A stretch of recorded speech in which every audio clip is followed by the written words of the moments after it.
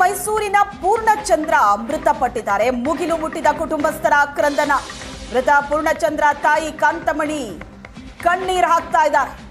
ಮೈಸೂರಿನಲ್ಲಿ civil engineer ಆಗಿದ್ದ ನನ್ನ ಮಗ, ನಮ್ಮ ಮನೆನ ಅವನೇ ನೋಡ್ಕೋತಾ ಇದ್ದ.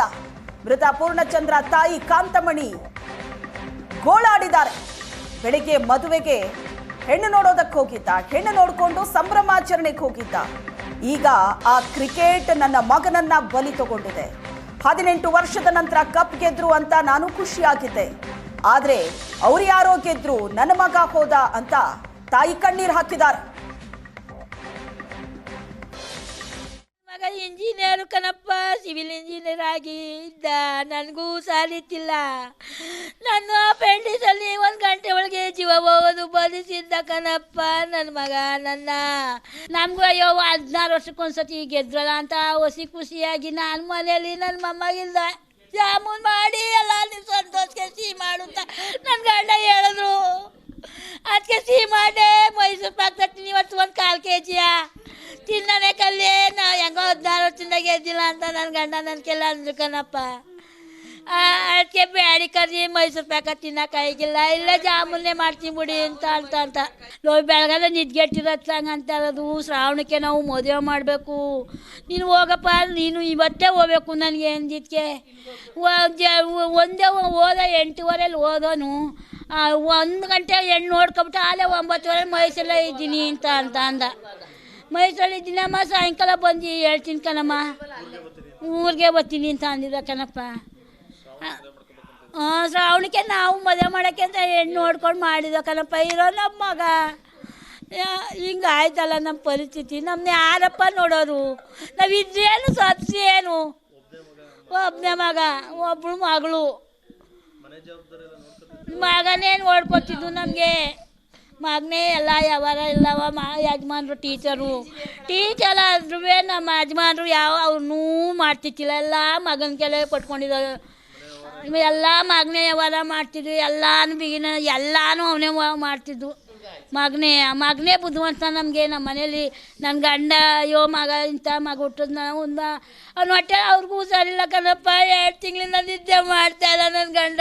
ಕೈ ನೋವು ಅಂತವ ಅಲ್ಲ ಮನೆಗೆ. ನಾನು ಯಾಕೆ ನಾನು ಮದುವೆ ಮಾಡ್ಬಿಟ್ಟು ನಾನು ಸತ್ಯತಿಂಕಲೇ ನಾನು ಇರಕ್ಕಿಲ್ಲ ಎತ್ಕೆ ದಿವಸ ಅಂತಿದ್ರು ಕಣಪ್ಪ.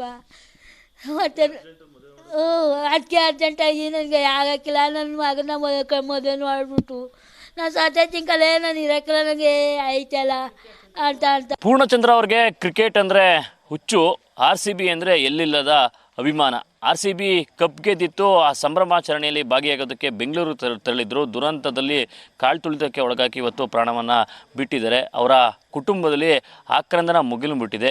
ನನ್ನ ಜೊತೆಗೆ ಈಗ ಪೂರ್ಣಚಂದ್ರ ಅವರ ಮಾವ ನಾಗರಾಜ್ ಅವರು ಇದ್ದಾರೆ. ಅವ್ರನ್ನ ಮಾತನಾಡಿಸ್ತೀನಿ.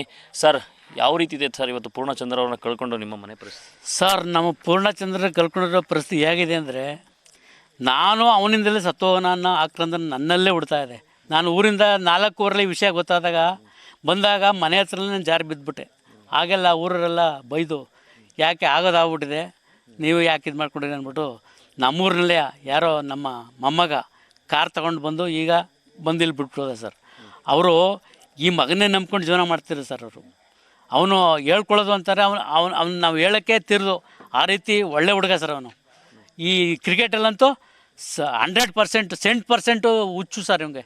ಈ ಆಚರಣೆ ಇಲ್ಲ ಅಂದರೆ ಅವನು ಆ ಬೆಂಗಳೂರಿಗೆ ಹೋಯ್ತಲೇ ಇತ್ತಿಲ್ಲ. ಇವನು ಬೆಂಗಳೂರಲ್ಲಿ ಪ್ರೋಗ್ರಾಮ್ ಮಾಡಿದಾರಲ್ಲ ಸರ್ ಒಪ್ಸಿ, ಇವರು ಸರ್ಕಾರದ ಹೊಣೆ ಆಗಿರೋರು, ಆ ಕ್ರಿಕೆಟ್ ಸಂಸ್ಥೆಯವರು. ಇದಕ್ಕೆ ಒಂದು ಏನು ಬಿಗಿ ಮಾಡ್ತಾನೆ, ಒಂದು ಟಿಕೆಟ್ ಏನೋ ಈ ರಕ್ಷಣಾ ಇಲಾಖೆಯವರು ಬಿಗಿ ಬಂದಿದ್ದಾನೆ. ಇವರು ಏಕಾಏಕಿ ಕುರಿ ನುಗ್ದಂಗೆ ಬಿಟ್ಬಿಟ್ಟು ಈ ಮಕ್ಳು ಅವ್ರಿಗೇನು ಗೊತ್ತು, ಇನ್ನು ಏಜ್ ಚಿಕ್ಕದು, 25, 24, 26 ವಯಸ್ಸ ಹುಡುಗರು.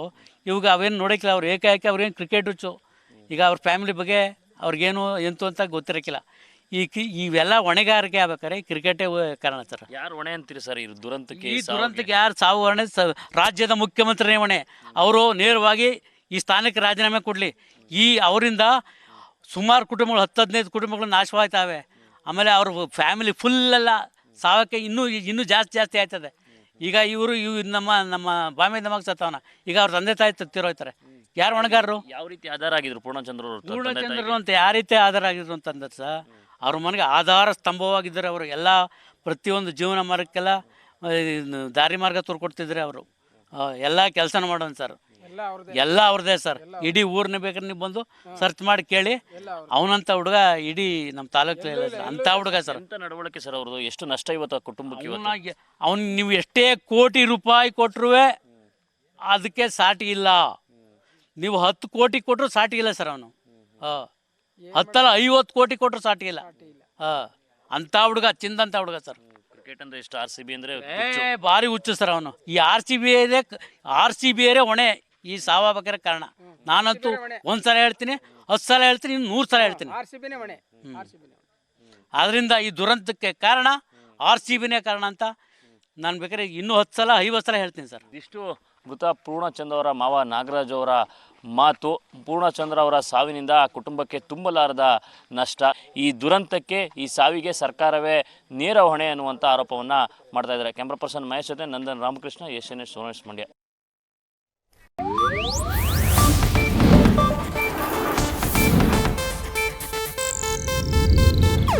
ಇದು ಏಷ್ಯಾನೆಟ್ ನ್ಯೂಸ್ ನೆಟ್ವರ್ಕ್ ಪ್ರಸ್ತುತಿ.